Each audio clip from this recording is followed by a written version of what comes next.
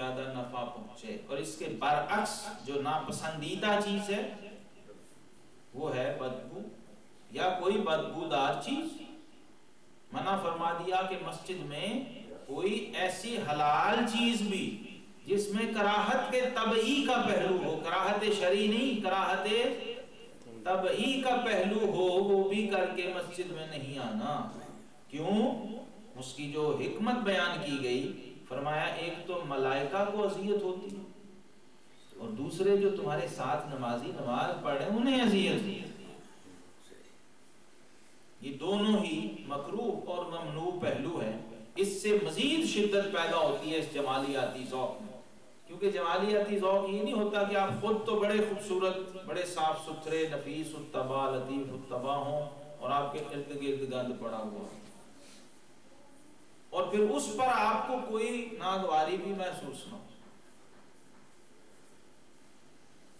یہ اس کے خلاف، اس ذوق کے خلاف، اس کا طبیعت پہ گراں ہونا اور ناگوار ہونا، یہ بھی اس کا حصہ، اس کا جز، کہ وہ طبیعت میں چیز تھی اس لیے ایسا ہوا۔ دوسری چیز فرمایا الحیا، انبیاء کی جو 4 مرسلین کی سنتیں ہیں، پہلی ہے خوشبو لگانا، اس کا اہتمام، ذوق۔ دوسری چیز ہے حیا، جس کے بارے میں فرمایا الحیاء من الایمان، حیا ایمان کا جز ہے۔ والنکاح، نکاح کرنا، فانکحوا ما طاب لکم من النساء مثنی وثلاث ورباع، سورہ نساء میں قرآن پاک میں فرمایا کہ تم شادی کرو، نکاح کرو، کیسے کرو؟ مثنی وثلاث ورباع، 2 بیویاں، 3 بیویاں یا 4 تک اجازت دی۔ وَإِنْ خِفْتُمْ أَلَّا تَعْدِلُوا فَوَاحِدَةً، اگر تمہیں خوف ہو کہ تم انصاف اور عدل کو برقرار نہیں رکھ سکو گے ان کے مابین، تو پھر ایک ہی کافی ہے، پھر ایک پر اکتفا کرو۔ لیکن اگر تم اس سے، تمہارے اندر یہ صلاحیت ہے، تم ان تقاضوں کو نبھا سکتے ہو، تو پھر گنتی 2 سے شروع کی ہے، 1 سے نہیں کی۔ 1 2 3 4 نہیں فرمایا، مثنی وثلاث ورباع، 2 3 4۔ صحابہ کرام علیہم الرضوان میں یہ چیز جو تھی، اگرچہ عربوں میں تھا یہ رواج تھا، کثرت ازدواج، اور خاص طور پہ عربوں میں تو اس کو ایک بڑی شخصی فضیلت سمجھا جاتا ہے۔ عربوں کے اندر اس کو زمانہ جاہلیت میں بھی ایک شخصی فضیلت سمجھا جاتا ہے، اسلام نے اس کو برقرار رکھا۔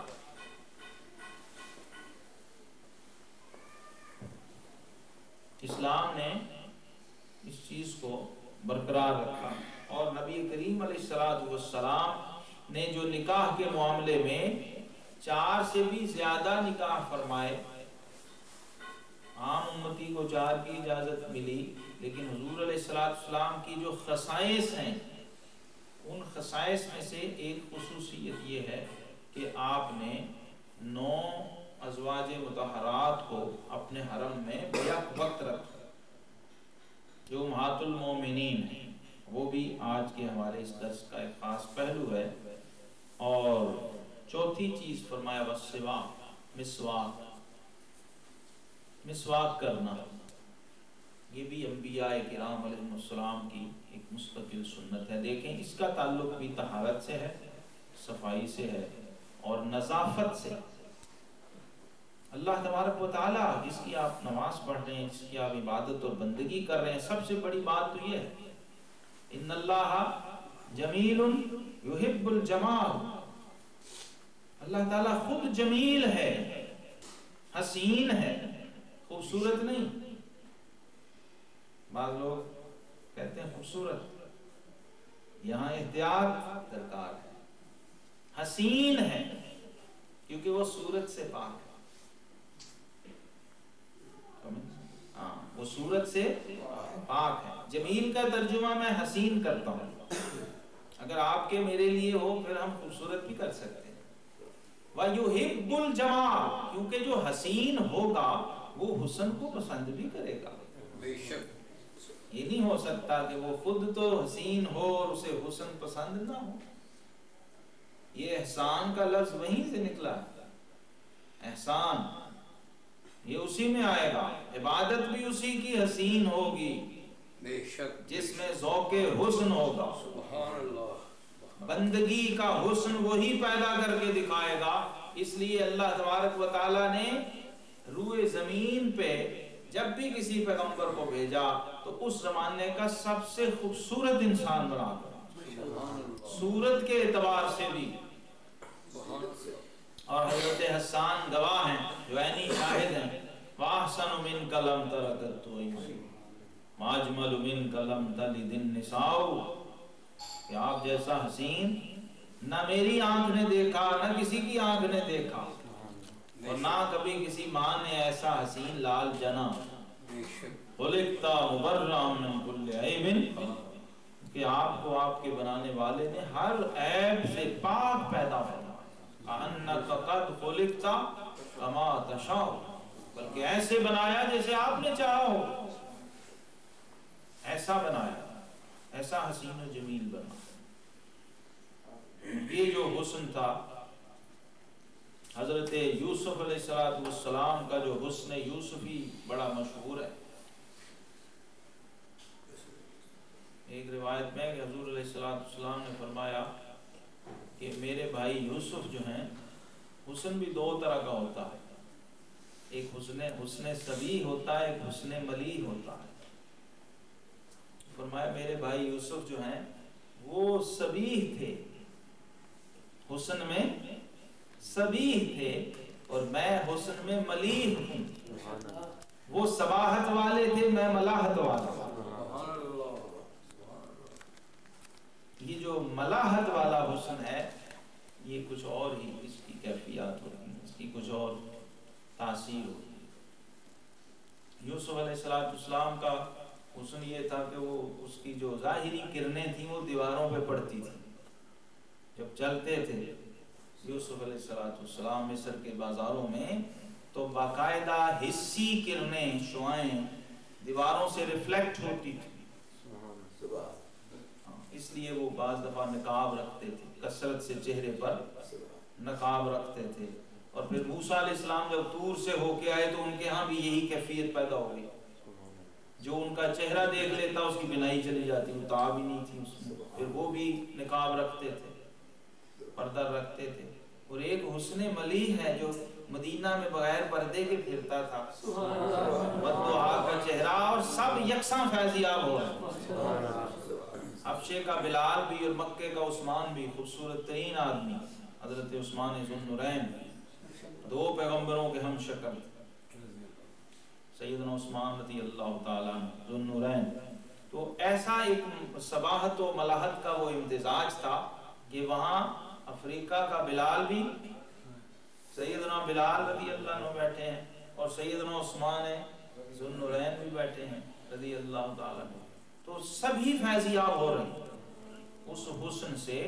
یہ ہے اس کا یہ پہلو، افادی پہلو حسن ملیح کا، کہ اس سے ہر کوئی فیضیاب ہو سکتا ہے بلا حجاب. اور فرمایا اگر وہ پردے میں ہٹا دوں جو میرے رب نے میرے بشریت کے پردے جو ہیں میرے حسن نبوت پہ ڈالے ہوئے ہیں، میرے حسن حقیقی پر ڈالے ہیں، تو پھر کوئی انسان اس کی تاب نہیں آ سکتا. اور اس کی ظاہر سیدھی مثال ہے کہ جو انڈائریکٹ ایک تجلی دیکھ کے آیا ہو اس کا چہرہ دیکھ کے آنکھیں چلی جائیں تو جو عین ذات کو دیکھ کے آیا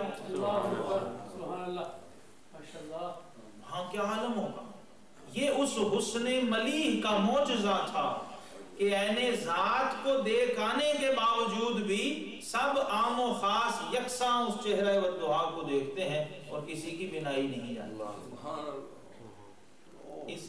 اس حکمت کے تحت مفسرین نے لکھا کہ قرآن پاک میں اللہ تعالیٰ نے اپنے حبیب کو سورج سے تشبیہ نہیں دی، چراغ سے تشبیہ دی، کیونکہ سورج کے سائیڈ ایفیکٹس بھی ہوتے ہیں. یہ جو سراجم منیرہ فرمایا، روشن چراغ اور روشن کر دینے والا چراغ بنا کے بھیجا. اس کے یہ پہلو ہے کہ سورج تو جھلسا بھی دیتا ہے کوئی زیادہ قریب ہو تو، زیادہ قریب جائے سورج کے تو وہی وہ جو ہمیں انرجیاں دے رہا ہے اور ہمیں کیا کیا وہ شمسی توانائیاں دے رہا ہے، پھر وہ نہیں دیکھتا کہ یہ کون ہے، وہ جھلسا کے وہ مارتا جاؤ ختم۔ جو سائیڈ ایفیکٹس ہیں تفصیلی اس پہ مفسرین نے بات کی، اس سے یہ مبرہ اور منزہ حسن تھا جس سے صحابہ کرام فیضیاب ہوئے۔ اب شارحین یہ لکھتے ہیں کہ اس میں جو حکمتیں تھیں، یہ حضور علیہ السلام کا جو کثرت ازدواج ہے اور محبت ہے ازواج مطہرات سے، اس کے اندر جو حکمتیں تھیں، ایک تو یہ تھی کہ وہ لوگ جو عرب میں مخالفین اور منکرین تھے، جو آپ صلی اللہ علیہ وسلم کی ذات گرامی کے خلاف پروپیگنڈا کرنے والے تھے، آپ کے خلاف ایسی باتیں کرنے والے تھے، اور آج بھی ہیں مستشرقین میں اعتراضات کرنے والے معترضین آج بھی ہیں، ان کے اعتراض کا رد کرنا اس لیے مقصود تھا کہ خلوت کے وہ تنہائی کے گھر کے اندر کے معاملات جن کو باہر کا کوئی صحابی دیکھ نہیں سکتا، وہ بھی ریکارڈ میں آ جائیں اور روایت ہو کے باہر آئیں، کہ اس محبوب کی صرف جلوت ہی نہیں، اس کی خلوت بھی لائق اتباع اور آئیڈیل ہے۔